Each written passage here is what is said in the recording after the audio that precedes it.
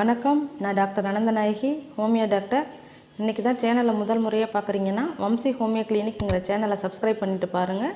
நான் போடுற மருத்துவ சம்மந்தமான வீடியோக்கள்லாம் உங்களுக்கு பிடிச்சிருந்துச்சின்னா லைக் பண்ணி, ஷேர் பண்ணி, கமெண்ட் பண்ணுங்கள். இன்றைக்கி நம்ம எதை பற்றி பார்க்க போகிறோன்னா, நம்ம கிளினிக் ஒருத்தவங்க வந்தாங்க. ஒரு 40 years இருக்கும், மேலு ஆண். அவர் வந்தார். எனக்கு யூரின் ரொம்ப நுரையாக போகுது, ரொம்ப பயமாக இருக்குது அப்படின்னு சொன்னார். எவ்வளோ நாளா அப்படின்னு கேட்டேன். இப்போ தான் அப்படின்னு சொன்னார். எப்போன்னா இப்போது கொஞ்சம் ரீசெண்டாக ஒரு 10 நாளைக்கு முன்னாடி ரொம்ப போகுது அப்படின்னாரு. எனக்கு பயமாக இருக்குது, என்ன பண்ணுறதுனே தெரியல அப்படின்னாரு. நான் வெளியில் காமிச்சேன் அப்படின்னாரு. காமிச்ச ரிப்போர்ட்ஸ்லாம் கொடுங்க அப்படின்னா யூரினரி ட்ராக்ட் இன்ஃபெக்ஷன் சொல்லிட்டு போட்டுட்டு அவங்களுக்கு ப்ரிஸ்கிரைப் பண்ணியிருந்தாங்க. சரி, யூரினரி ட்ராக்ட் இன்ஃபெக்ஷன்னா எதை வச்சு டயக்னோசிஸ் பண்ணாங்க? யூரின் டெஸ்ட்டு எதுவும் கல்ச்சர் எடுத்திருக்கீங்களா கொடுங்கன்னு கேட்குறப்போ, இல்லை அதெல்லாம் எதுவுமே எடுக்கலை. ஸ்கேன் எடுத்திங்களான்னு கேட்டாங்க. ஸ்கேன் எதுவுமே எடுக்கலை அப்படின்னாரு. அப்புறம் எப்படி யூரினரி ட்ராக்ட் இன்ஃபெக்ஷனா? நான் சொல்கிறத வச்சு யூரினரி ட்ராக்ட் இன்ஃபெக்ஷன் மெடிசன் கொடுத்தாங்க, தண்ணியில் ஊற்றி சிரப் குடிக்க சொல்லி கொடுத்தாங்க. ஆனாலுமே எனக்கு யூரின் நுரையாக தான் போயிட்டுருக்கு அப்படின்னு சொன்னார். சரி, நீங்கள் போயிட்டு யூரினரி ட்ராக்ட் இன்ஃபெக்ஷன் மெடிசன்லாம் நான் 10 நாளைக்கு எடுத்துட்டேன், எனக்கு சரி வரலன்னு சொல்கிறப்போ, நீங்கள் போய்ட்டு யூரின் கல்ச்சர், யூரின் ரொட்டீன்லாம் எடுத்துகிட்டு வாங்க, இல்லை அப்டமன் ஸ்கேன் பண்ணிவிட்டு வாங்கன்னு சொல்லி நான் எழுதி கொடுத்தேன். அவர் எல்லாமே எடுத்துகிட்டு வந்திருந்தார். எல்லாமே நார்மலாக தான் இருந்துச்சு. ஸ்கேன்லேயும் நோ அப்நார்மாலிட்டிஸ் எதுவுமே இல்லை, எல்லாமே நார்மலாக தான் இருந்துச்சு. அவர் எனக்கு ரொம்ப தலைவலிக்குது, அதனால் எனக்கு பயமாக இருக்குது, நான் கேள்விப்பட்டிருக்கேன் தலைவலியோட யூரின் நுரையாக போச்சுன்னா கிட்னி ஃபால்ட்டாக இருக்கும் அப்படின்னு நான் கேள்விப்பட்டிருக்கேன் அப்படின்னாரு. அதுதான் ஸ்கேன் எடுத்துட்டிங்க இல்லையா? ஸ்கேன்லாம் கிட்னி ரொம்ப நார்மலாகவே இருக்குது, பயப்பட வேண்டியதில்லை. யூரியா கிரியாட்டினும் பார்த்துட்டோம், எல்லாமே நார்மலாக தான் இருக்குது, கிட்னிலையும் எதுவும் பிரச்சனை இல்லை அப்படி. அப்புறம் ஏன் எனக்கு நுரையாக போகுது அப்படின்னு கேட்டார். நான் கேட்குறப்போ நான் கேட்டுக்கிட்டே வரேன். நான் எல்லாமே நல்லா தான் சாப்பிட்றேன், வெயிலில் சுற்றுவீங்களா அது மாதிரிலாம் கேட்குறப்ப, இல்லை நார்மலான ஒரு லைஃப் தான் நான் வாழ்ந்துட்டுருக்கேன் அப்படின்னு சொன்னார். நீங்கள் தண்ணி எப்படி குடிப்பீங்க அப்படின்னு நான் கேட்டேன். தண்ணி நான் கம்மியாக தான் குடிப்பேன் அப்படின்னாரு. எனக்கு வெய்ய காலமாக இருந்தாலுமே நான் தண்ணி கம்மியாக தான் குடிப்பேன்னாரு. இல்லை இது இப்போ தான் நீங்கள் தண்ணி கம்மியாக குடிக்கிறீங்களா, இல்லை எப்போயுமே தண்ணி கம்மியாக தான் குடிக்கிறீங்களா அப்படின்னு கேட்டேன். இல்லைப்பா, இப்போ தாம்மா எனக்கு கொஞ்சம் ஒரு வீட்டில் ஒரு ஃபங்க்ஷனு, என்னால் கரெக்டாக தண்ணி குடிக்க முடியல, அங்கே பத்திரிக்கை வைக்க போகிறது, இங்கே பத்திரிக்கை வைக்க போகிறது, நான் தண்ணியில் கவனமே செலுத்தலை, தண்ணி தாகமாக எடுத்தாலும் அதை அலட்சியப்படுத்திட்டு தண்ணி குடிக்காமல் இருந்தேன் அப்படின்னு சொன்னார். நான் தான் சொன்னேன், இதுதான் ஒரு காரணம்னு. என்னம்மா இந்த காரணத்தினால யூரின் நுரையாக போகுமா? கண்டிப்பாக டீஹைட்ரேஷன் தான் ஒரு முக்கியமான காரணம் யூரின், ஃப்ராத்தி யூரினுக்கு. அதாவது கிளவுடி யூரின் சொல்லுவாங்க, இந்த மேகமூட்டமானது அப்படி சொல்லுவாங்க. ஒரு கலங்கலான ஒரு யூரின், ஒரு நுரையாக யூரின் போகுது அப்படிங்கிறதுக்கு முக்கியமான காரணம் டீஹைட்ரேஷன். உடனே நம்ம என்னென்னமோ யோசிப்போம், கிட்னி ஃபால்ட்டாக இருக்கலாம், இல்லை வேறு ஏதாவது பிரச்சனை இருக்கலாம், சர்க்கரை நோயாளிகளாக இருக்கலாம் அப்படின்னு நம்ம நிறைய யோசிப்போம். ஆனால் இப்போ எந்த விதமான இன்வெஸ்டிகேஷனில் எதுவுமே நமக்கு கிடைக்கல அப்படிங்கிறப்ப அவங்க டீஹைட்ரேஷன், ஏன்னா அவர் தலைவலின்னு சொல்லியிருந்தார்.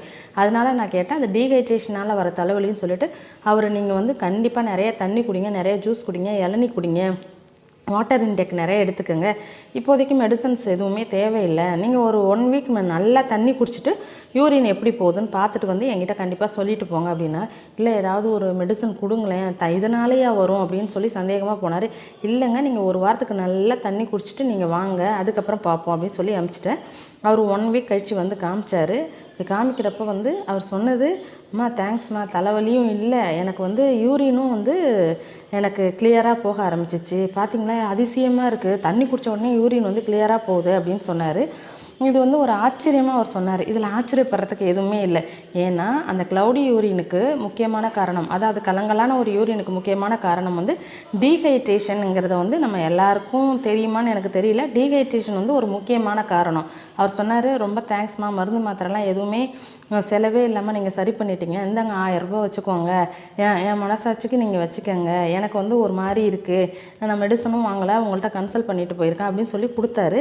இல்லை அதெல்லாம் எதுவுமே வேண்டாம், நீங்கள் எடுத்துகிட்டு போங்க அப்படின்னு சொல்லிட்டு நான் கொடுத்துட்டேன். அவர் ரொம்ப நல்லா சந்தோஷமாக போயிட்டார்.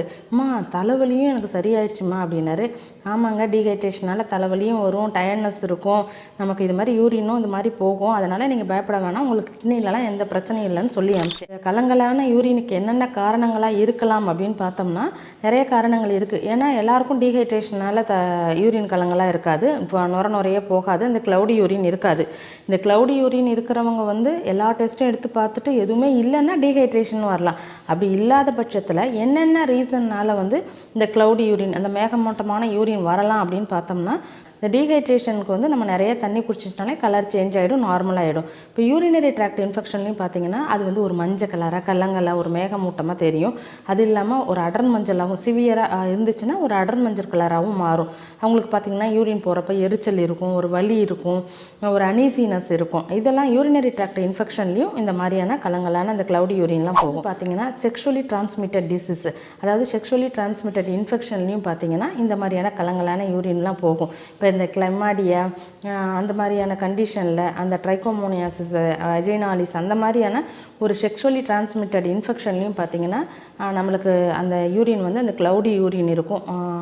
ஏன்னா அந்த கிருமிகள், அந்த பாக்டீரியாக்கள் பார்த்திங்கன்னா நோயை ஏற்படுத்தும் பாக்டீரியாக்கள் வந்து நம்ம சிறுநீர் பாதை தொற்று ஏற்படுத்துறதுனால பார்த்திங்கன்னா ஒரு அடி வயிற்றில் ஒரு வலி, வயிற்று உப்பசம், itching, vaginal itching, genital infections அந்த மாதிரியான நிறைய பிரச்சனைகள்னாலையும் நமக்கு இந்த மாதிரி இன்ஃபெக்ஷன் வரலாம்.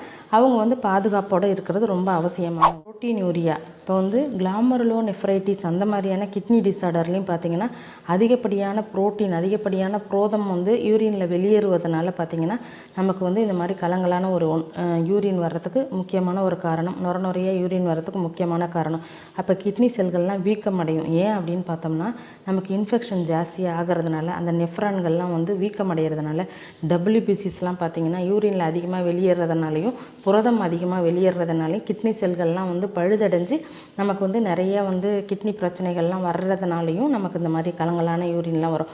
அப்போ நம்ம வந்து என்னெல்லாம் டெஸ்ட் எடுத்து பார்த்துக்கணும் அப்படின்னா புரோட்டீன் எந்த அளவுக்கு போகுது, யூரினில் டபிள்யூபிசி எந்த அளவுக்கு போகுது, யூரியா கிரியாட்டினின் நல்லா இருக்குதா, கிட்னி நல்லா ஃபங்க்ஷன் பண்ணுதா, எல்லா விதமான இன்வெஸ்டிகேஷனையும் நம்ம பண்ணுறது வந்து ரொம்ப அவசியமான ஒன்று.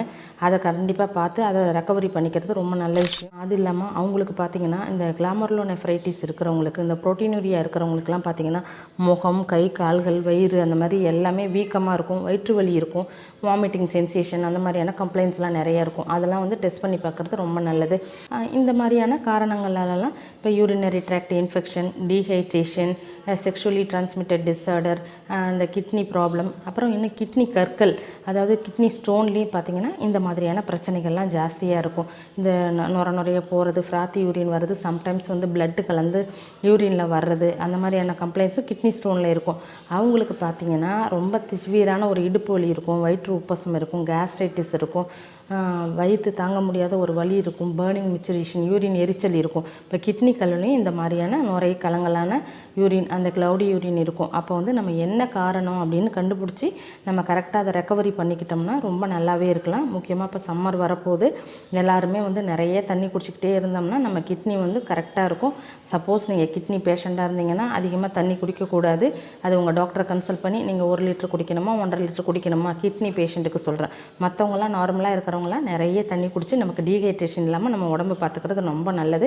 நிறைய பழங்கள் சாப்பிட்லாம். இப்போ வாட்டர் மெலன், தண்ணி நிறைய நீர் சத்துக்கள் நிறைந்த பழங்கள், இப்போ வாட்டர் மெலான் சாப்பிடலாம், குக்கும்பர் நிறைய எடுத்துக்கலாம். அதெல்லாம் வெய்ய காலங்களில் வந்து நமக்கு வந்து கடவுளாக கொடுத்த கொடைகள். இளநீர் நிறைய குடிச்சிக்கலாம். இதெல்லாம் குடித்தோம்னா நமக்கு யூரினரி ட்ராக்ட் இன்ஃபெக்ஷன், டீஹைட்ரேஷன் இந்த மாதிரியான பிரச்சனைகள்லாம் வராது. நன்றி. மீண்டும் அடுத்த ஒரு பதிவில் உங்களை சந்திக்கும் வரை உங்களிடமிருந்து நன்றி கூறி விடைபெறுவது உங்கள் டாக்டர் அனந்தநாயகி. நன்றி, வணக்கம்.